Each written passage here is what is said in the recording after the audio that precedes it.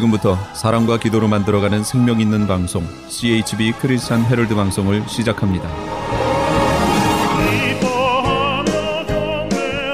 매일 새벽 4시, 매일 밤 11시 하루의 시작과 마무리를 함께하는 크리스찬 헤럴드 방송은 하나님께서 선물로 주시는 오늘 하루를 소망으로 열면서 오늘도 하나님을 섬기며 영혼을 사랑하는 복된 하루가 되시기를 바랍니다.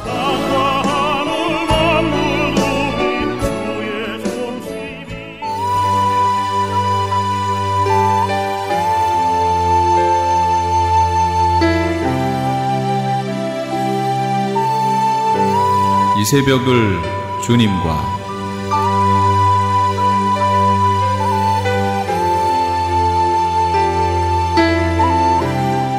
크리스찬 헤럴드 청자 여러분 안녕하십니까? 이 새벽을 주님과 정대철 목사입니다. 오늘도 주님의 은혜 가운데 안녕히 주무셨습니까? 크리스찬 헤럴드는 신문을 시작으로 라디오 그리고 이제는 공중파 채널인 18.88을 통해 텔레비전으로도 함께 하실 수 있습니다. 여러분께서는 라디오에 방송되는 목사님들의 모든 설교를 인터넷 웹사이트 www.chtv1888.org를 통해 다시 들으실 수 있습니다. 오늘 하루도 하나님의 귀한 말씀으로 승리하시기 바랍니다.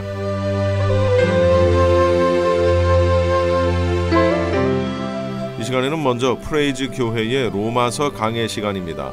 오늘은 로마서 1장 1절로 7절까지를 본문으로 복음이란 무엇인가? 라는 제목의 설교 말씀입니다.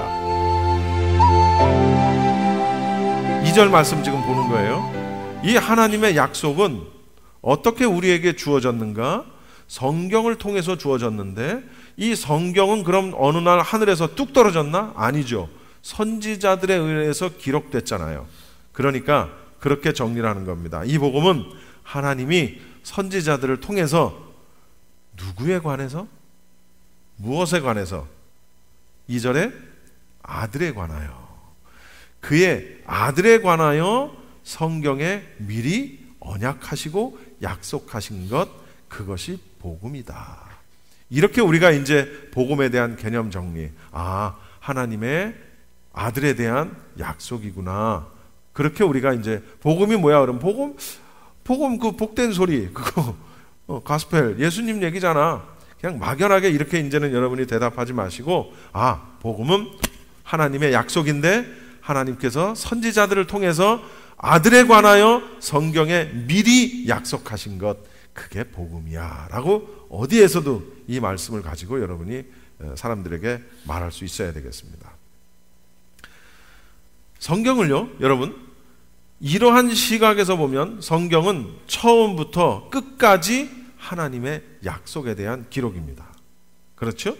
성경 첫 장부터 마지막까지 흐르는 커다란 물줄기. 제가 아까 성경은 얼마의 기간 동안 기록됐다 그랬죠?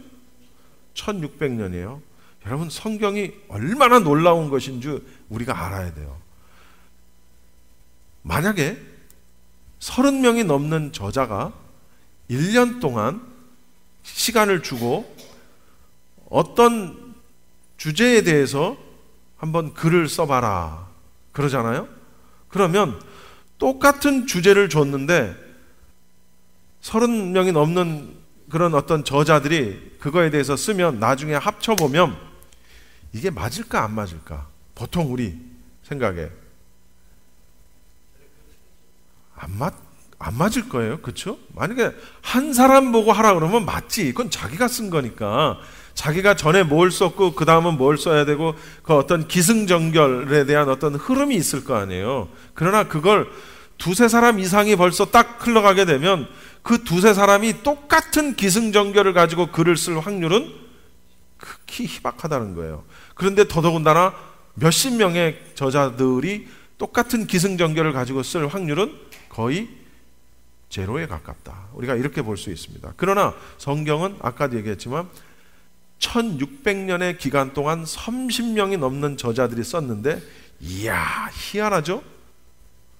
그 처음부터 끝까지 마지막까지 흐르는 커다란 물줄기가 똑같다는 거예요. 여러분, 우리 계시록 강해 듣습니다만 보세요. 계시록에서 했던 얘기들 잘 풀어지지 않는 거 앞에 보면 얘기가 다 나와. 저자가 달라. 예?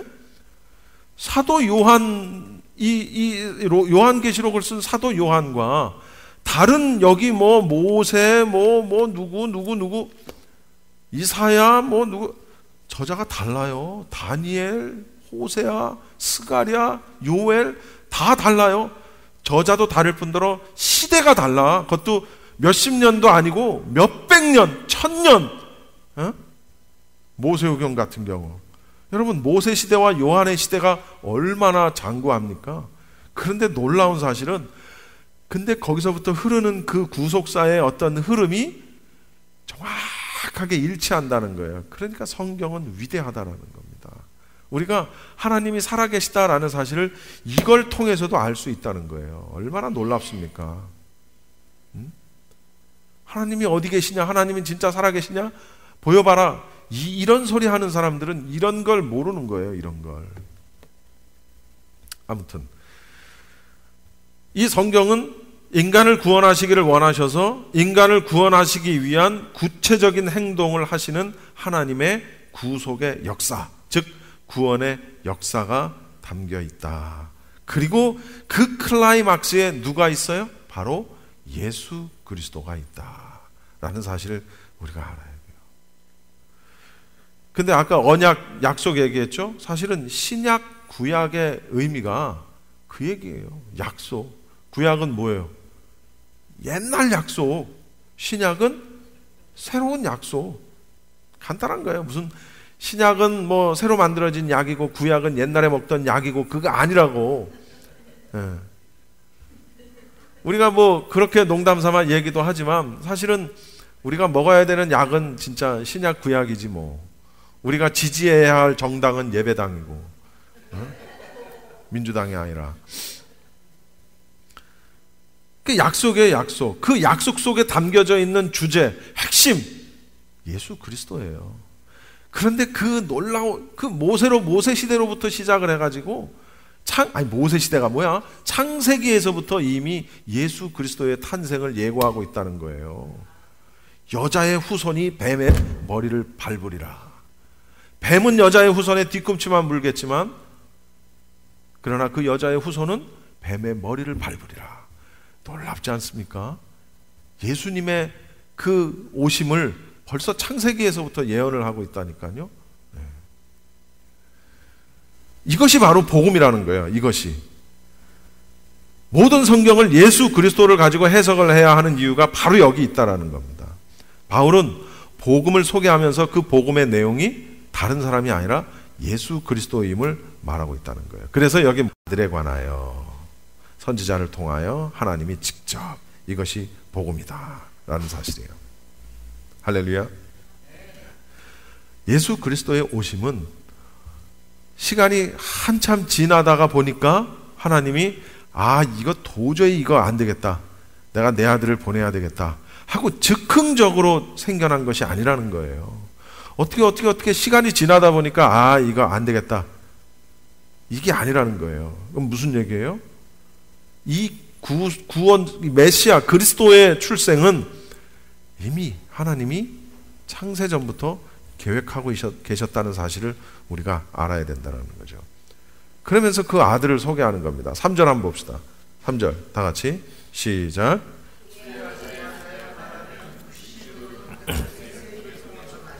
자, 무엇으로는 다윗의 혈통이에요? 육신으로는, 육신적으로는, 육신. 우리 같은 육신. 예수님은 두 가지 성을 가지고 계십니다. 인성과 신성.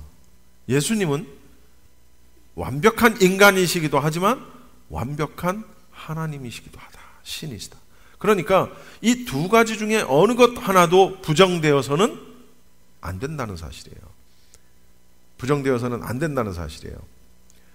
당시 초대교회의 설교나 신앙 고백의 한 요소 가운데 이 예수님의 인성, 인카네이션, 성육신, 육신을 입고 오셨다, 육체화 되었다라는 의미입니다. 성육신이라는 의미는 예수님은 신이신데, 하나님이신데 그 하나님이 인간의 몸, 육체화를 입고 이 땅에 오셨다라는 라는 것을 우리에게 알려주고 있는 겁니다. 그런데 그것이 누구의 족보에 의해서 오셨어요? 누구의 족보를 통해 오셨어요? 다윗. 사실 여기 다윗의 혈통이라고 했지만, 그러나 여러분, 예수님은 정상적인 부부의 관계를 통해서 잉태되어지고 태어나셨습니까? 아니잖아요. 예수님의 탄생의 비밀은 무엇입니까? 성령님에 의한 잉태였단 말이에요. 그러니까 어떤 씨의 개념에 있어서는 정상적인 부부관계에 의한 출생이 아니라는 사실을 우리가 알 수 있죠. 다윗의 혈통이라는 것은 무슨 의미냐? 족보를 이야기하는 것입니다. 족보. 다윗의 그 족보 라인, 가문에 의해서 예수님이 오셨다라는 것을 지금 말씀을 하시는 거예요. 그런데 사실은 이 사실이 전혀 새로운 사실이 아니에요. 이게 그래? 야, 이거 못 듣던 건데? 이게 아니에요. 왜냐하면 유대인들은 메시아가, 그 예수가 메시아인지는 모르지만 하여튼 어느 순간에 메시아가 오신다. 그런데 그 메시아가 다윗의 혈통에 의해서 오신다라는 사실을 알았어요. 어떻게 알았느냐? 그것이 바로 사무엘 하 7장에 나와 있는 나단의 신탁에 의해서 알았어요. 신탁이라는 건 무슨 얘기냐면, 여러분 나단 아시죠? 나단은 다윗 시대의 선지자였습니다. 다윗에게 밧세바를 뭐라 그러지? 함께 불륜을 저지르고 하여튼 죄를 지었을 때 그 죄를 지적했던 선지자가 바로 나단 선지자였어요. 이 나단의 신탁이라는 말은 무슨 얘기냐면은, 하나님이 사람을 통해서 당신의 메시지를 주시거나 사람을 통해서 하나님이 응답하시는 걸 신탁이라고 그래요. 잊어버려도 상관없어요. 근데 여기서 이제 우리가 사무엘하 7장을 나단의 신탁이라고 얘기를 하는 겁니다. 이걸 통해서 유대인들은, 이스라엘 백성들은 메시아가 다윗의 혈통을 통해서 오신다는 사실을 알고 있었단 말이에요. 그럼 어떻게 그걸 알았느냐? 사무엘하에 보면 다윗은 여러분 잘 아시다시피 하나님의 성전을 세우는 걸 소원했습니다. 그러나 세웠습니까? 못 세웠습니까? 하나님은 다윗을 통해서 성전 세우는 것을 하나님이 거부하셨어요. 허락하지 않으셨어요. 그 이유는 여러 가지가 있어요. 다윗이 너무 많은 피를 어쨌든 흘렸고 하는 그런 여러 가지 이유가 있는데, 그래서 나단 선지자의 입을 통해서 하나님이 메시지를 주시는 겁니다. 3가지의 메시지를 주십니다. 그게 나단의 신탁입니다. 첫째 메시지는 뭐예요? 다윗의 아들이 성전을 건축하게 할 것이다. 누구? 솔로몬. 그걸 솔로몬 성전이라고도 우리가 이야기를 하는 겁니다.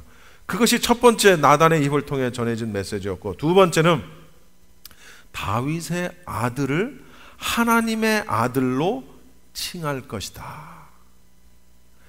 오늘은 이 본문이 아니기 때문에 제가 이걸 구체적으로 설명은 못합니다. 어쨌든 그렇다는 것만 제가 설명을 할게요.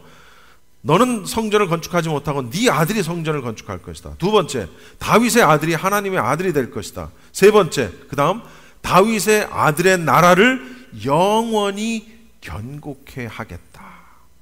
이런 약속을 주십니다. 여기에는 굉장한 의미가 있어요. 하나님께서 다윗의 왕국을 영원히 세우시겠다라고 예언을 하신 겁니다. 하나님은 다윗의 족보, 직계, 다윗의 족보, 다윗이 뭐예요? 신분이? 아니, 왕이잖아, 왕. 왕의 자식도 그럼 또 왕이잖아. 그렇잖아요. 왕의 직계 자손들인 이스라엘 왕들을 자신의 아들로 삼으셨다라는 얘기예요. 하나님이 다윗의 아들을 하나님의 아들로 칭할 것이다. 그렇게 세우시겠다는 거예요. 그 다음에 이스라엘은 하나님께서 자신의 아들을 통해서, 하나님이 당신의 아들을 통해서 다스리는 나라가 될 것이다 라는 그런 의미입니다. 그렇기 때문에 유대인들에게 있어서 다윗의 자손이라는 것은 하나님의 아들, 이스라엘의 왕, 이런 의미가 있는 거예요. 다른 의미가 있는 게 아니라. 그래서 유대인의 왕은 나단의 말대로, 나단을 통해 전해진 하나님의 메시지처럼 이 사람들은 무슨 생각을 했냐면, 아하, 이스라엘 나라를 로마의 압제와 포로에서 구해서 다윗의 영광을 다시 회복하기 위해서 하나님이 보내신다. 그가 누구? 그가 메시아다. 그렇게 생각을 했단 말이에요. 그러니까 예수님이 오셨을 때 많은 유대인들이 그렇게 생각을 했고, 심지어 제자들도 그렇게 생각을 했단 말이에요.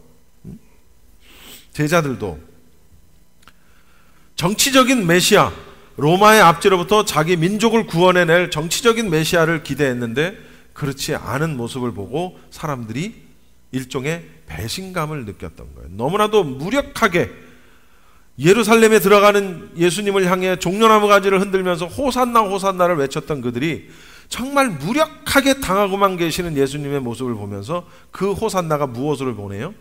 십자가에 못 박으라, 못 박으라. 자기들 나름대로는 예수님에게 일종의 배신감을 느꼈다라는 거지. 에?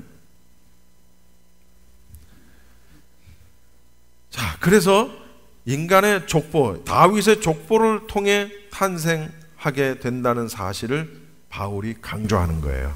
육신으로는 다윗의 혈통에 의해서 오셨다라는 사실을 강조하게 되는 겁니다. 인간의 몸을 입고 오셨어요. 분명합니다. 그러나 그분은 그럼에도 불구하고 완벽한 하나님이십니다. 4절이 그렇게 말합니다. 4절을 한번 읽어봅시다. 시작.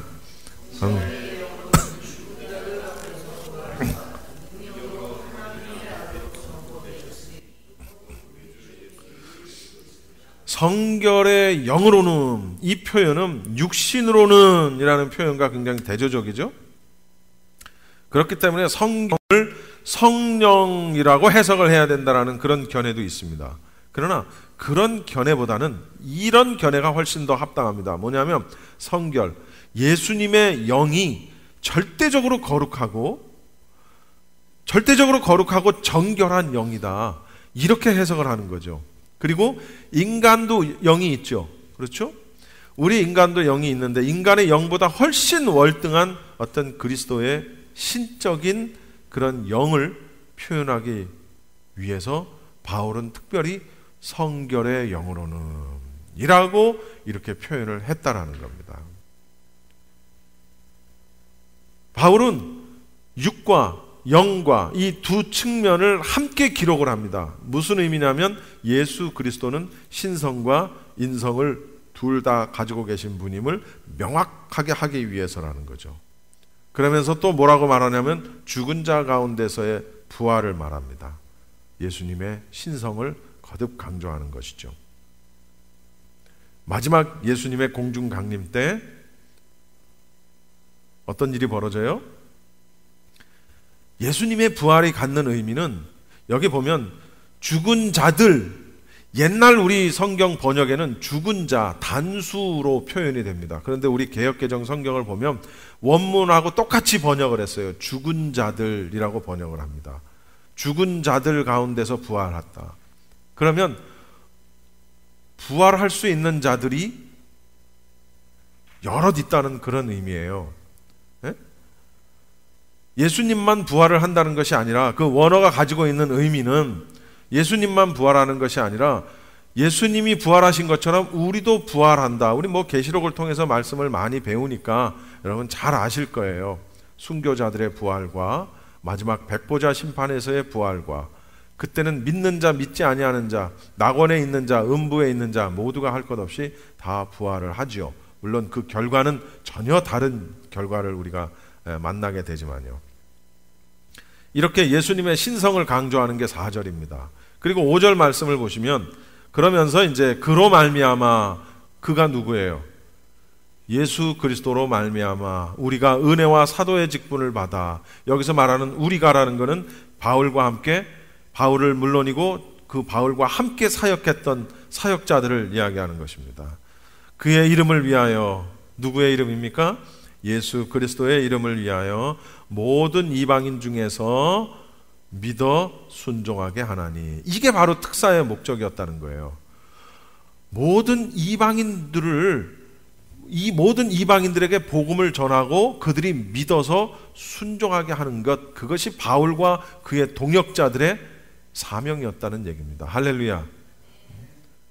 믿음과 순종. 여러분, 믿음과 순종은 같이 간다는 사실을 우리가 알아야 돼요. 여기서 이제 이것도 이제 한번 지나가면서 한번 짚고 넘어가겠습니다. 순종은 무엇이 있어야 가능합니까? 순종은 믿음이 있어야 가능해요. 그 관계를 여러분, 그 역학관계를 잘 이해하십시오. 순종은 목사들이 순종하십시오, 하나님 말씀에 순종하십시오, 뭐 어쩌십시오 저쩌십시오. 순종은 믿음을 전제로 한다는 사실이에요. 그 얘기는 곧 믿음이 없으면 순종할 수 없다는 거예요. 그 얘기는 곧 누군가가 순종을 잘한다, 말씀에 순종을 잘한다는 얘기는 그 사람이 믿음이 있구나 라는 걸 또한 증명한다는 거죠. 믿음이 있는지의 여부는 순종 여부에 달려있다. 그래서 순종이 제사보다 낫다. 순종이 훨씬 더 중요하다 라는 사실입니다. 6절 말씀을 보겠습니다. 6절 말씀 같이 읽으시죠. 시작. 너희도 너희 중에서,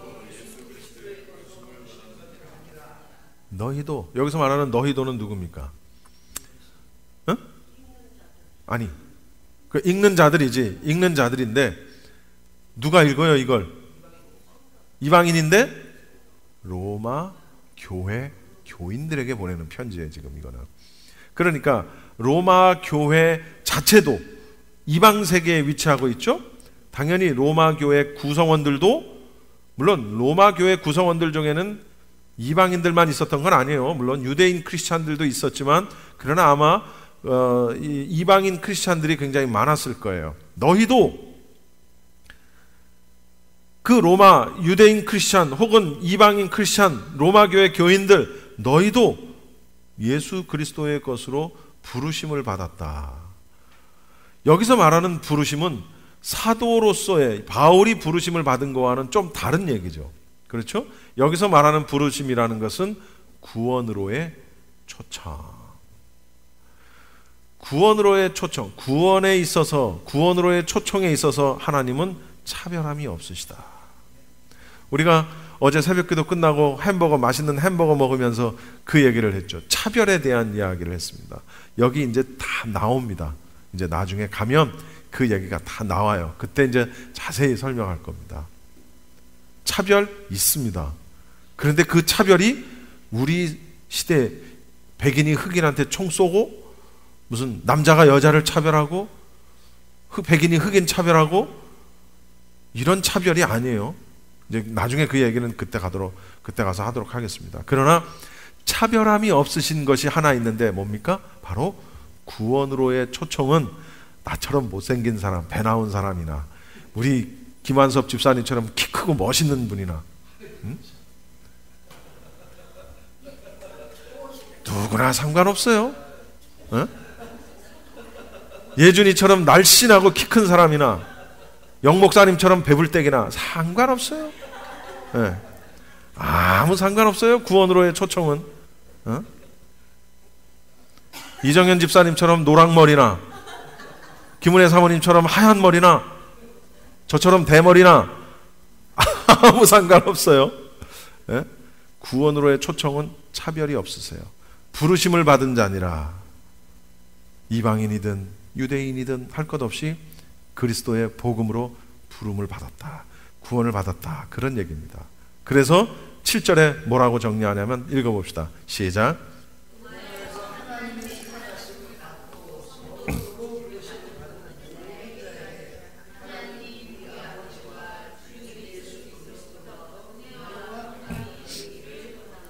여기 또 나오죠. 성도로의 부르심. 성도로의 부르심. 로마에서 하나님의 사랑하심을 받고 부르심을 받은 모든 자에게, 여러분 성도라는 것이 얼마나, 여러분 교인은 될 수 있어요? 그거 그냥 처치 멤버야. 교회 다니는 사람, 그게 교인이에요. 교인은 교회만 오면 교인은 다 될 수 있어요. 그러나 성도는 달라. 성도는 아무나 성도가 될 수가 없어요. 성도는. 사실은 이 성도라는 카다시라는 이 말은 원래 의미는 구약에서의 선민 누구예요? 이스라엘 백성들을 가리키는 말로 이 카다시 성도가 쓰였고요. 신약에서도 당연히 유대인들, 이스라엘 사람들을 가리키는 말로 성도라는 개념이 쓰여졌습니다. 그러나 사도 바울은 지금 여기서 말하는 이 성도라는 것이 이스라엘 사람들만을 지금 이야기합니까? 유대인 크리스찬들만을 향해서 지금 성도라고 말하고 있어요? 아니라는 거예요. 사도 바울은 이 용어를 이방인 그리스도인들의 교회인 로마 교회 교인들에게도 똑같이 적용한다는 사실이에요. 그러니까 이제는 성도라는 개념이 유대인 크리스찬들만을 향한 개념이 아니라 선민이라고 주장하는 그들만의 용어가 아니라 우리들도 성도가 될 수 있다라는 사실인데, 성도의 개념은 아까도 얘기했지만 단순히 교회 다니는 멤버의 의미가 아니라 구별되어진 자들이라는 개념을 가지고 있습니다. 구별되어진. 교회 자체가 사실은 구별되어진 자들의 모임이에요. 에클레시아라는 말 뜻이 어디 안에서부터 부르심을 받은 자들의 모임을 에클레시아라고 하는 겁니다. 안에서부터 밖으로 구별돼, 세상에 있는 사람 안에서 너 그들을 구별해서 따로 세우신 걸 교회라고 하는 거예요. 그러니까 사실은 엄격히 얘기하면 교회 안에 있는 구성원들은 다 성도인데, 그런데 조금 더 세분화하자면 교인과 성도로 구분할 수 있겠다. 교회 나왔다고 해서 모두가 다 거듭난 자냐? 그럴 수 없어요. 그렇죠? 교회 나왔다고 해서 모두가 다 믿음이 있는 자냐? 그렇진 않아요. 교회를 다니지만, 그러나 교회 다니지 않는 사람들보다는 훨씬 더 믿음을 가질 확률과 하나님의 자녀가 되고 그리스도의 종이 되고 성도가 될 가능성이 훨씬 많겠지. 그렇죠? 교회 안에 인볼브 되지 않은 사람들보다는. 이것이 바로 로마서의 서론적인 개념입니다. 1절은 바울이 자신의 정체성을 이야기했다면 2절부터 7절까지는 이 사도 바울이 왜 이 편지를 쓰게 됐는지에 대한 어떤 문안 인사격이지만 그래도 어쨌든 내가 복음을 전하기 위해서 이 편지를 쓴다라는 그런 그 서론적인 부분을 오늘 우리가 살펴본 것입니다. 사랑하는 여러분, 사실 따지고 보면 우리도 이방인이잖아요. 그렇잖아요. 우리 뭐 유대인입니까? 아니잖아요. 이방인입니다. 그러나 이방인이나 유대인이나 헬라인이나 야만인이나, 그 본문도 이제 오늘 다음에 나올 텐데,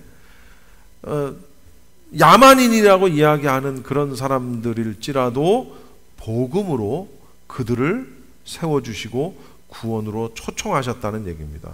이제는 이스라엘 사람들이 자기들은 선민이다, 우리는 택함 받은 민족이고 백성이다, 우리는 태어날 때부터 하나님의 백성이었다 라고 주장을 하지만 그것이 그들만의 것이 아니라 믿음으로 말미암아 우리도 의롭게 되고 그리고 하나님의 백성이 됐다라는 사실이에요. 그 일을 위해서 사도 바울이 존재한다, 특사의 개념을 가지고 있다라는 사실입니다. 얼마나 감사한 일인지 몰라요. 얼마나. 그래서 그 복음이 흘러 우리에게까지 왔다는 얘기입니다. 그렇게 흘러 오는 동안 얼마나 많은 사람들이 이 복음 때문에 죽고, 얼마나 많은 사람들이 이 복음 때문에 정말 오늘날도, 옛날만 그런 게 아니죠, 오늘날도 이 복음 때문에 핍박받고 매맞고 죽고 온몸이 찢겨져서 죽고, 그런 일들이 얼마나 많은지 모릅니다. 그래서 선교사들을 위해서 우리가 특별히 더 기도해야 되고, 또 그 척박한 땅에서 믿음을 지킬 수 없는 그런 곳에서 믿음을 지키는 그런 많은 믿음의 우리 동역자들, 아프리카, 북한의 지하교회, 아랍권에서 이런 데서 믿음을 지키고 애쓰는 그런 사람들을 위해서 우리가 기도해야 돼요. 우리가 잘 먹고 잘 살기 위해서 우리가 하나님 앞에 주시옵소서 하는 기도하는 것이 아니라 정말 우리의 기도는 그런 자들을 위해서, 특별히 여러분 이스라엘을 위해서 기도하십시오. 시편에 보면 이스라엘을 축복하는 자를 축복하겠다, 예루살렘을 축복하는 자를 축복하겠다라는 말씀이 나옵니다. 모든 시기에는 이스라엘에 의해서 이스라엘을 중심으로 또는 이스라엘을 시작으로 모든 식의 추가 움직이고 있다는 사실이에요. 대체 신학 아니에요. 영적인 이스라엘 아니에요. 이스라엘이 있는데 무슨 영적인 이스라엘이야. 이스라엘. 그 이스라엘을 위해서 우리가 기도해야 되고 하나님의 시간표에 의해서 모든 것이 진행되는데 거기에 중심이 이스라엘이라는 사실을 우리가 알아야 돼요. 어쨌든 결론입니다. 복음이 이렇게 우리에게 주어집니다. 할렐루야. 기도하겠습니다.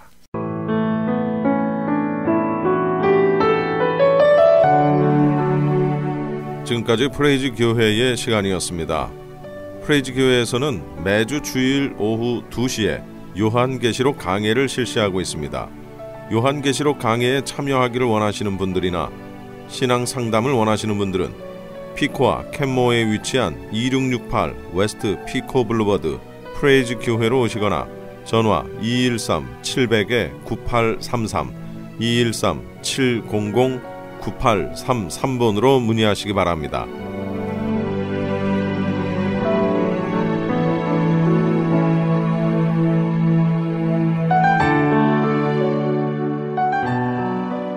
이어서 주님세운교회 박성규 목사님께서 계시록 14장 1절로 5절까지를 본문으로 주와 함께 영광 받을 자라는 제목의 설교 말씀 해주시겠습니다.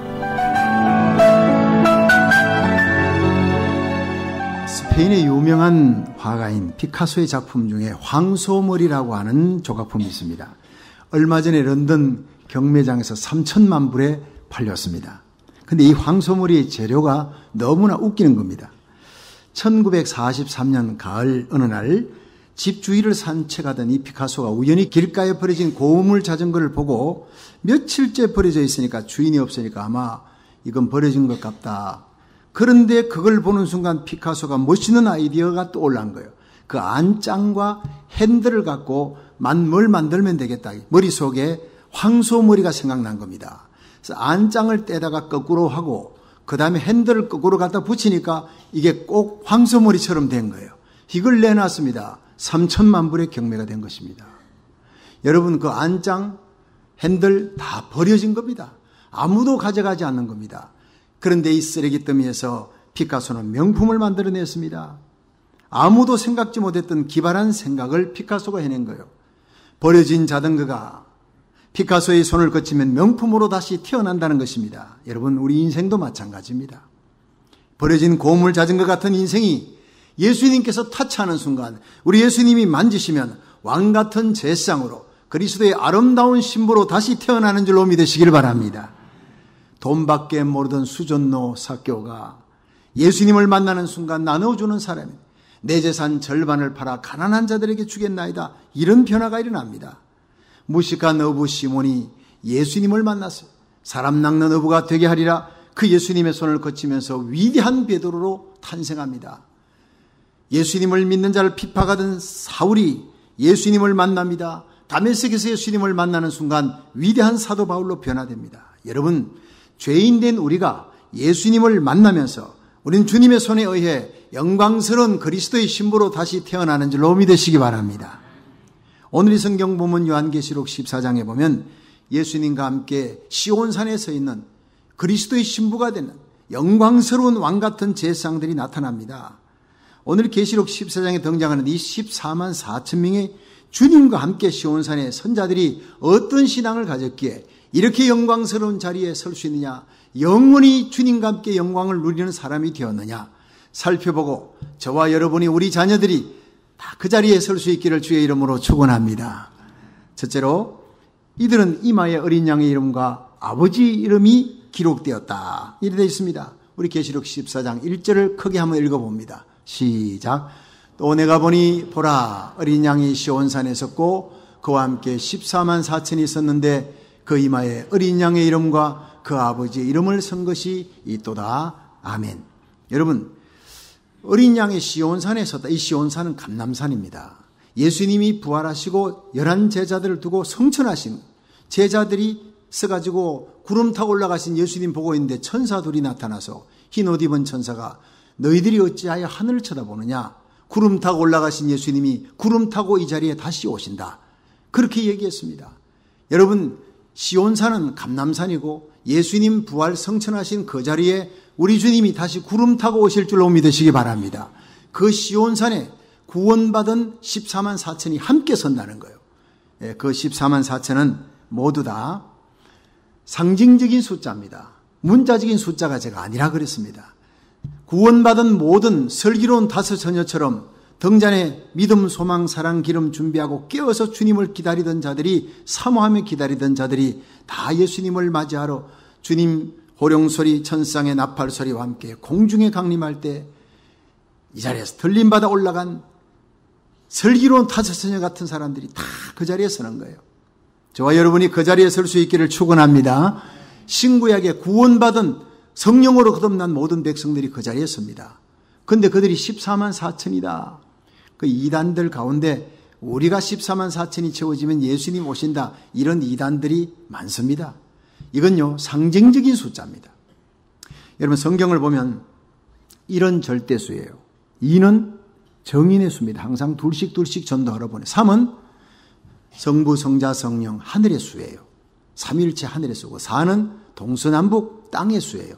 그러니까 3, 4, 12지요. 하늘과 땅에 충만한 선택받은 자를 열을 세제곱합니다. 이 세상 수의 만수예요.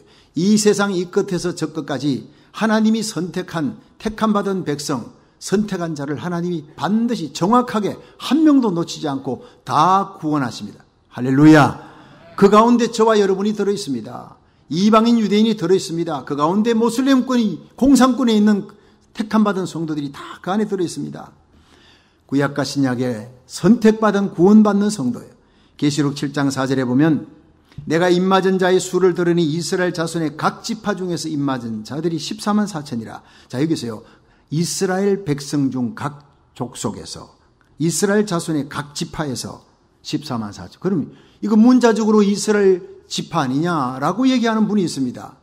그런데 갈라디아 3장 29절을 보면 너희가 그리스도께 속한 자면 곧 아브라함의 자손이요 약속의 유업을 이을 자라. 이걸 보면요, 문자적으로 유대인이 아니라 영적인 이스라엘이라는 것을 알 수 있습니다.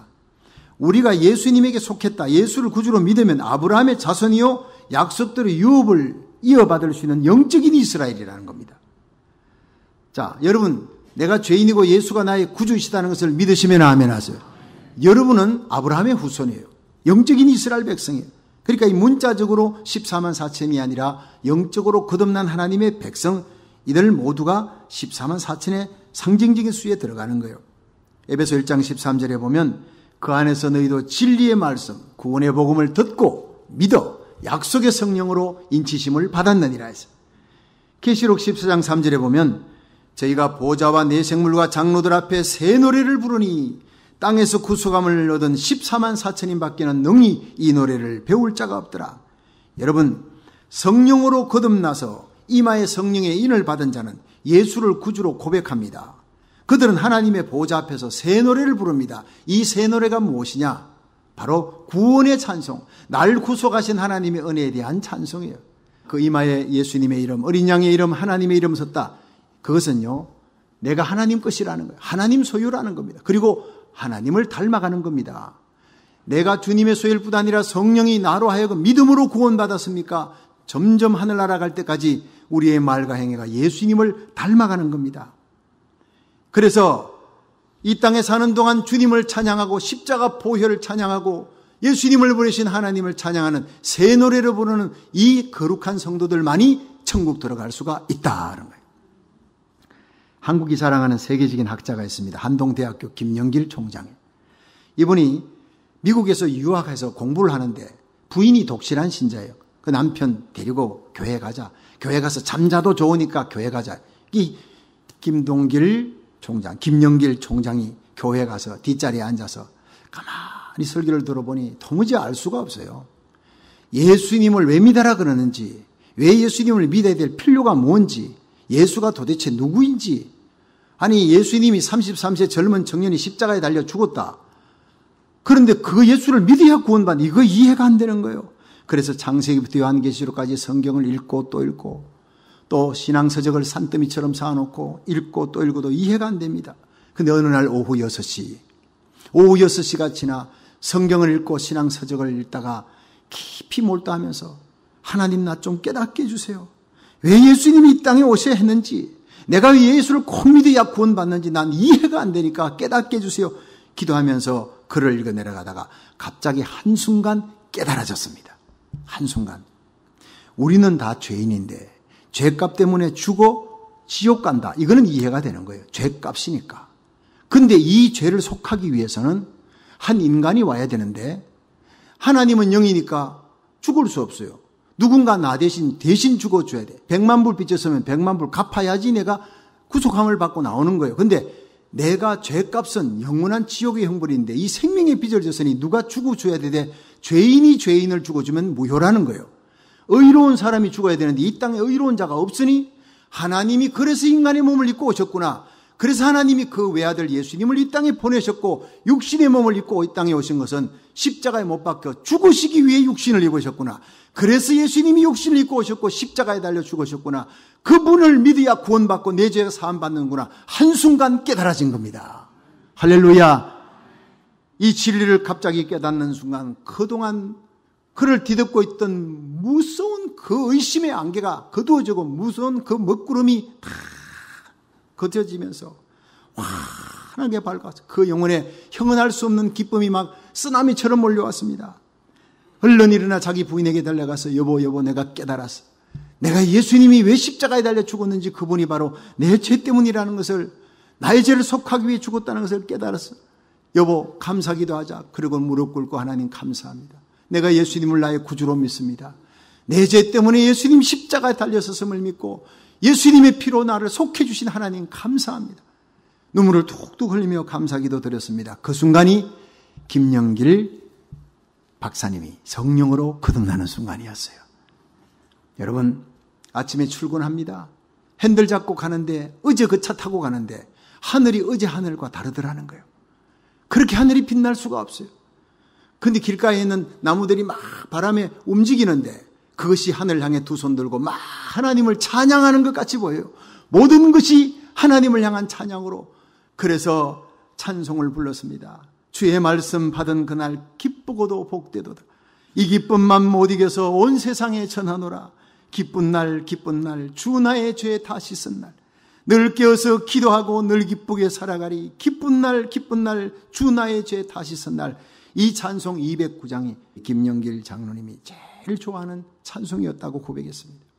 여러분 어린 양 예수 그리스도와 함께 시온산에 설 수 있는 사람은 어떤 사람입니까? 바로 이렇게 성령으로 거듭나고 내가 죄인이고 예수가 구주라는 것을 깨닫고 그 구속함에 대한 뜨거운 새 노래를 부르는 자들만이 주님과 함께 시온산에 서게 될 줄로 믿으시길 바랍니다. 두 번째, 이 그리스도의 신부의 자격을 한번 살펴봅니다. 계시록 14장 4절에 5절 시작. 이 사람들은 여자로 더불어 더럽히지 아니하고 정절이 있는 자라. 어린 양이 어디로 인도하든지 따라가는 자며 사람 가운데서 구속을 받아 처음 익은 열매로 하나님과 어린 양에게 속한 자들이니 그 입에 거짓말이 없고 험이 없는 자들이더라. 아멘.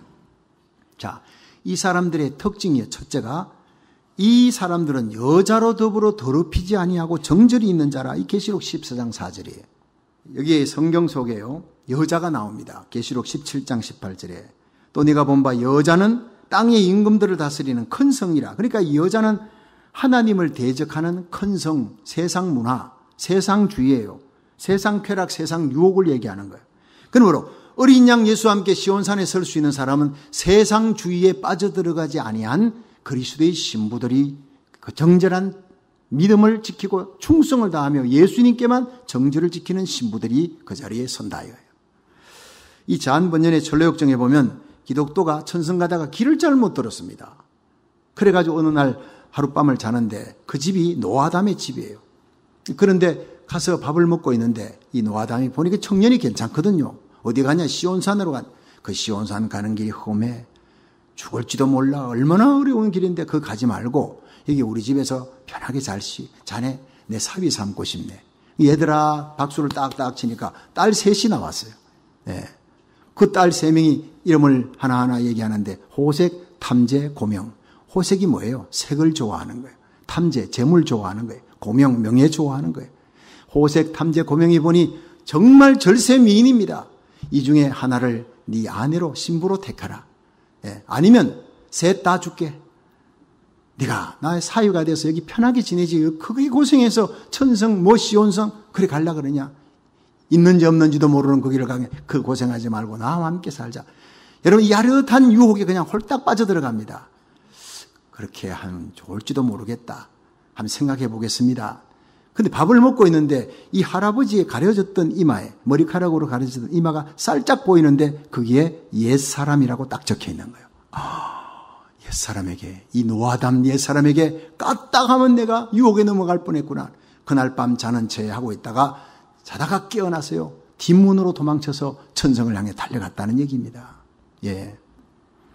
여러분 우리가 천국까지 가는 길에 호색 탐제 고명은 항상 순간순간 나타납니다. 그 유혹을 이겨야 합니다. 이기시기를 축원합니다. 요한일서 2장 15절에 보면 세상이나 세상에 있는 것들을 사랑치 말라. 누구든지 세상을 사랑하면 아버지의 사랑이 그 속에 있지 아니하니 이는 세상에 있는 모든 것이 육신의 정욕, 안목의 정욕과 이생의 자랑이니 다 아버지께로 쫓아온 것이 아니요 세상으로 쫓아온 것이라. 이 세상도 그 정욕도 다 지나가되 오직 하나님의 뜻을 행하는 이는 영원히 거하느니라. 할렐루야. 호색 탐제 고명이나 육신의 정욕, 안목의 정욕, 이생의 자랑이나 똑같은 얘기입니다. 그것을 잔 번연이 철로역정에서 재미있게 소설화시킨 것입니다. 우리 성도들이 일생 싸워야 될 마귀의 유혹, 육신의 정욕, 안목의 정욕, 이생의 자랑과 끝까지 싸워 이길 수 있기를 주의 이름으로 축원합니다. 여러분 우리 성도들이 천성을 향해 가는 길에 마귀가 온갖 유혹의 덫과 구덩이를 파놓았어요. 그리고 피팍으로 또 공격합니다. 그럴 때마다 믿음의 주여 온전케 하시는 예수님만 바라보고 주님께서 내게 주신 이 사명, 하나님의 복음을 전가하는 사명을 전가할 때까지, 다 이룰 때까지, 완수할 때까지 목숨까지 바치며 주의 사명을, 왕의 사명을 완수하는 충성되고 정절 있는 성도가 다 되시기를 주님 이름으로 축원합니다. 두 번째, 이 그리스도의 신부는 어린 양이 어디까지 가든지 따라가는 자예요. 계시록 14장 4절 하반절에 이래 되어 있습니다. 어린 양이 어디로 인도하든지 따라가는 자며. 다 같이 따라합시다. 어린 양이 어디로 인도하든지 따라가겠습니다. 여러분 아까 우리 그리스도의 신부라 할 때는요 정절에다가 초점을 맞추는 거예요. 그런데 이번에 양은 목자 뒤를 따라만 가는 거예요. 양이 목자 따라가지 않으면 맹수의 밥이 됩니다. 아니 왜 이렇게 힘든 길가 저기 푸른 초장이 있는데 목자는 압니다. 푸른 초장이라도 거기에는 독사굴이 있다는 것을. 목자를 떠나면 이제 기다리는 것은 독사와 낭떠러지와 맹수가 기다리는 거예요. 이 양은 목자 뒤만 따라가면 어떤 맹수가 나타나도 두려울 게 없어요. 가장 큰 무기는 목자입니다. 여러분 목자 되신 예수님의 뒤를 자욱자욱 따라갈 수 있기를 축원합니다. 양은 목자의 음성을 압니다. 요한복음 10장 4절에 보면 자기 양을 다 내온 후에 앞서가면 양들이 그 음성을 아는 거로 따라오되 했어요. 양은 목자의 음성을 알아요. 요한복음 14장 15절에 너희가 나를 사랑하면 내 계명을 지키리라 했어요. 여러분 우리가 역경이든 순경이든 주님의 명령에 따라 순종하는 것이 바로 양으로서 해야 될 일입니다. 참된 성도의 모습이에요. 요나에게 하나님은 니네웨로 가라 복음 전하라 할 때 안 가는 거예요. 다시스로 도망가다가 얼마나 어려움 당합니까? 바울이 동역자인 데마와 함께 복음 전하다가 바울이 감옥까지 가니 이 데마가 감옥까지 따라갔습니다. 첫 열정이 얼마나 뜨거운지요. 그런데 세월이 지나면서 점점 앞길이 보이지 않고 끝도 안 보여. 언제 감옥에서 풀릴지도 모르겠어요. 예수 믿다가 이렇게 어려운 일을 당하는구나. 바울 따라가다가 이렇게 어려운 일을 당해 결국에는 예수 안 믿겠다. 포기하고 세상으로 떠나버렸어요. 바울의 가슴에 아픔을 남겨준 사람이 데마예요. 십자가 벗고 도망가버리는 성도들이 많습니다. 이런 자들은 어린 양 예수 그리스도와 함께 시온산에 결코 설 수가 없다는 것입니다. 주님께서 우리에게 따라오기를 원하시는 길이 바로 십자가의 길인 줄로 믿으시길 바랍니다. 주님을 따라 십자가의 길을 끝까지 걸어간 성도들만이 우리 주님과 함께 영광의 시온산에 함께 서서 영원한 영광을 누리게 될 줄로 믿으시길 바랍니다. 1954년에 이 동독과 서독의 베를린 장벽이 세워지기 전에 270만 명의 동독 사람들이 이 자유를 찾아 서독으로 이동했습니다. 그런데 정반대로 서독에서 동독으로 가는 한 가정이 있었습니다. 서독의 호르스트 카스너 목사님 가족이었어요. 수많은 목회자들이 동독에서 공산치하가 되니까 서독으로 신앙의 자유를 위해서 넘어왔어요. 그러니까 서독에는 목회자들이 넘치는데 동독에는 목회자들이 다 떠나버렸어요. 목회자가 없어서 동독에는 수많은 영혼들이 방치되고 유리방황하는 약무리들이 많다. 이 소식을 들었습니다. 이 카서너 목사가 밤잠을 잘 수가 없어요. 서독에서 남부럽지 않은 생활을 하는데 그에게는 태어난 지 겨우 6주 된 신생아 딸이 있습니다. 그러니까 이 신생아를 데리고 머나먼 동쪽 교회도 없는 공산치하의 그곳을 간다는 것은 누가 봐도 무리예요. 다 말리는 길입니다. 그러나 카서너 목사님은 기도하는 중에 이 길이 주님이 원하시는 길이다. 거기에도 내 백성이 있는데 방황하는 그들을 두고 많은 목회자들이 서독으로 왔구나. 누가 그들에게 갈 것인가? 이 말씀만 들으면요, 기도할 때마다 눈물이 흐르고 도저히 거기 있을 수가 없어. 안락한 생활을 포기하고 가족들과 함께 차를 타고 이제는 동독으로 갑니다. 교회도 없는 공산치하의 땅을 향해. 그런데 놀라운 역사가 그 다음에 펼쳐졌습니다. 당시에 이 아버지의 품에 안겨서 공산치하인 동독으로 갔던 그 어린 딸이 지금 통일 동독을 이끌고 있는 통일 독일을, 서독과 동독이 합쳐졌잖아요. 통일됐잖아요. 이 통일 독일을 이끌고 있는 앙겔라 메르켈 총리였어요. 이걸 아는 사람도 별로 없습니다. 2013년 9월 총선에서 앙겔라 메르켈이 이끄는 기독교 연합 정당이 압도적인 승리를 거두면서 메르켈이 3선 총리가 되었습니다. 할렐루야. 메르켈은 통일 독일의 최고의 지도자가 됐습니다. 그가 당을 만든 당의 이름이 기독교 연합 정당이었습니다. 여러분, 지금 독일은 기독교가 점점점 쇠퇴하는데 이 총리를 위해 기독교가 다시 부흥의 역사가 아니라 당 이름을 기독교 연합 정당으로 만들었어요. 아버지의 철저한 신앙 교육으로 메르켈은 어릴 때부터 믿음으로 자라났습니다. 그 자녀 메르켈을 통해서 아버지가 얼마나 영광을 받습니까? 여러분, 우리가 주님의 명령에 순종하여 주님 가셨던 십자가의 길을 끝까지 따라간다면 주님은 반드시 우리와 우리 자녀들을 영광스러운 시온산에 세워 온 세상이 보는 가운데 주님과 함께 영광받게 하실 줄로 믿으시길 바랍니다. 마지막으로 세 번째, 그리스도의 신부는 그 입에 거짓이 없고 흠이 없는 자들이라 이렇게 얘기했어요. 계시록 14장 5절에 보면 그 입에 거짓말이 없고 흠이 없는 자들이라. 한번 따라 합시다. 그 입에 거짓말이 없고 흠이 없는 자들이더라. 근데 다행히 여기서 거짓말이라는 것은 진리에 대해서 거짓을 말하는 겁니다. 요한일서 2장 22절에 보면 거짓말하는 자가 누구냐? 예수께서 그리스도이심을 부인하는 자가 아니냐 이랬어요. 여기에 이제 희소식이 있는 겁니다. 여러분, 예수님 나의 구주라는 것을 확실히 믿으면 큰 소리로 아멘. 아멘. 여러분, 절대 거짓말하는 자가 아닙니다. 그리고 다 그리스도의 신부로 주님과 함께 그 자리에 서게 될 줄로 믿으시기 바랍니다. 다니엘처럼 사자굴에 던져져도 내가 하나님을 배반하지 않습니다. 기도의 창문을 여전히 열고 기도합니다. 신앙 고백적인 삶. 사드락 메삭 아벳느고처럼 풀무불에 던져질지언정 나는 절대로 하나님을 부인하지 않겠습니다. 이 풀무불에 던져져도 우상에게 절하지 않겠습니다. 이런 성도들이 바로 마지막 나팔소리 울릴 때 들림받는 그리스도의 정결한 신부가 될 줄로 믿으시길 바랍니다. 이런 신부들이 바로 어린 양 예수와 함께 시온산에 서서 새 노래로 하나님을 찬양하게 된다는 거예요. 그리고 이런 그리스도의 신부들은 그 입에 거짓이 없는 삶, 그리고 흠이 없는 삶을 살기 위해 몸부림치는 삶을 산다는 것입니다.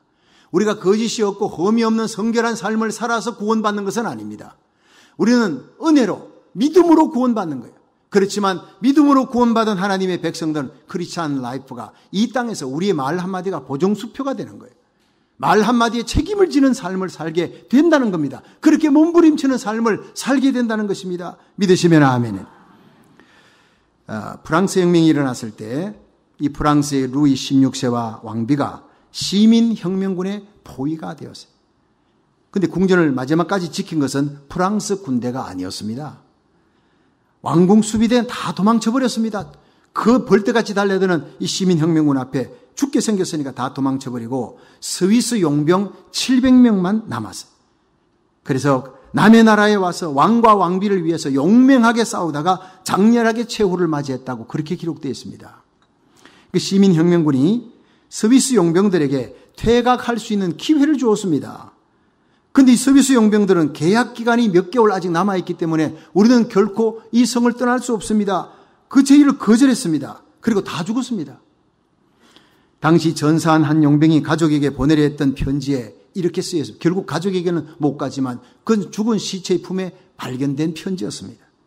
우리가 신용을 잃으면 우리 후손들이 영원히 신용을 잃게 된다. 우리가 신용을 잃으면 우리 후손들이 영원히 용병을 할 수 없기에 우리는 죽을 때까지 계약을 지키기로 했다. 참 감동이 합니다. 그래서 오늘날까지 스위스 용병이 로마 교황의 경비를 담당하는 전통이 지금도 이어지고 있다고 합니다. 젊은 스위스 용병들이 목숨을 바치며 송금한 돈이 결코 헛되지 않았습니다. 스위스 용병의 신화는 다시 스위스 은행의 신화로 연결됩니다. 용병들이 송금했던 피 묻은 돈을 관리하는 스위스 은행의 금고는 그야말로 목숨을 걸고 지켜야 되는 것으로 여겨졌어요. 그 결과 스위스 은행이라고 하는 단어는 안전과 신용의 대명사가 되었어요. 보통 돈을 넣으면 이자를 쳐주지요. 근데 이자는커녕 그에게 보관료를 받아가며 세계 부호들의 자금을 관리해주는 존재가 스위스 은행이 됐다는 것입니다. 바로 그 용병들의 죽음 때문이었습니다. 말 한마디 약속 하나에 목숨을 걸었던 그들 때문이에요. 신뢰라는 말은 자신의 말 한마디에 목숨을 거는 사람에게 주어지는 영광스러운 훈장인 것입니다. 우리 예수 믿는 사람이 바로 이렇게 살아야 될 줄로 믿으시길 바랍니다. 예수님의 이름으로 여기에 붙어 있는 거예요. 여러분, 우리의 말 한마디가 보정수표가 되고 우리 예수 믿는 사람들이 교회에서 신앙생활 잘하고 기도는 잘하고 종교적인 열정은 뜨거운데 생활 속에 신용이 없어. 거짓말하고 말을 지키지 않아요. 그래서 바로 세상이 이렇게 범죄의 소굴이 돼가고 믿는 사람을 믿지 않는 시대가 점점 돼가고 있는 거예요. 여러분, 무엇부터 지켜야 합니까? 우리 예수 믿는 사람은 우리의 말에 책임을 지되 목숨 걸고 스위스 용병처럼 목숨 걸고 내 말에 책임을 지는, 그래서 신뢰를 얻어내는 거룩한 하나님의 백성이 되기를 주의 이름으로 축원합니다. 그렇습니다. 신뢰라는 말은 자신의 말 한마디에 목숨을 거는 사람에게 주어지는 영광스러운 훈장임을 잊지 마십시오. 우리 크리스찬들은 말 한마디에 목숨을 거는 그리스도의 용사가 되어야 될 줄로 믿으시기 바랍니다. 그 입에 거짓말이 없고 흠이 없는 자들이라 했습니다. 예수님을 나의 구주로 믿는다는 말은 나의 입에는 거짓이 없다는 얘기입니다. 예수님을 나의 구주로 고백하는데도 배반찬해할 뿐 아니라 나는 나의 삶 속에 내가 하는 말 자체가 목숨을 걸고 지킨다는 것을 얘기하는 것이다. 바로 그것입니다. 이처럼 약속에 신실한 자들이 바로 우리 주님과 함께 거룩한 시온산에서는 거룩한 그리스도의 신부로 영원히 존귀한 영광을 주님과 함께 누리게 될 줄로 믿으시기 바랍니다. 여러분, 이 시간 진정 하나님의 말씀을 듣고 성령으로 거듭나는 성도 되시기를 축원합니다. 새 노래 구속함을 부르는 나의 죄를 속하시는 분은 예수님의 피밖에 없다. 그 새 노래를 영원히 부를 수 있는 그런 아름다운 찬양을 들을 수 있는 성도가 되기를 바랍니다. 이 패역한 세상에서 끝까지 믿음의 정절 지키고 어린 양 예수 어디까지 가든지 내 몫에 대인 십자가 잘 지고 주님의 뒤를 자욱자욱 따라가는 성도가 되어 그 거룩한 시온산에서 저와 여러분이 우리 자녀들의 손을 잡고 다시 만날 수 있기를 주의 이름으로 축원합니다.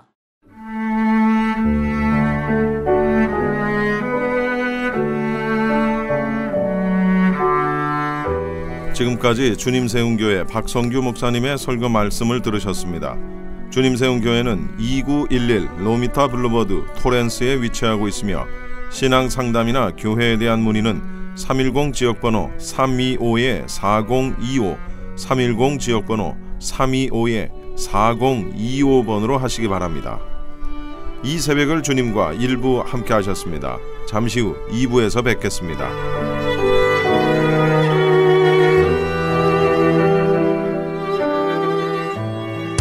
M3를 아십니까? 무슨 병에 걸렸던지 큰 효과를 준다는 신비한 영양제. 혈액에 영양을 공급하여 힘이 생기니까 피곤하지 않고 이제는 지팡이 없이 걸을 수 있다고 많은 분들이 간증을 합니다. 혈액 해독, 기력 회복, 뼈 골수 영양 공급, 심장, 뇌, 혈전 용해. 유태인 회사가 제조한 특수 영양제 M3. 혈액 순환을 잘 되게 하는 최고급 영양제 M3. 크던 작던 아픈 곳이 있다면 M3. 213-435-9600, 213-435-9600번입니다. 정직한 마음으로 권해드립니다.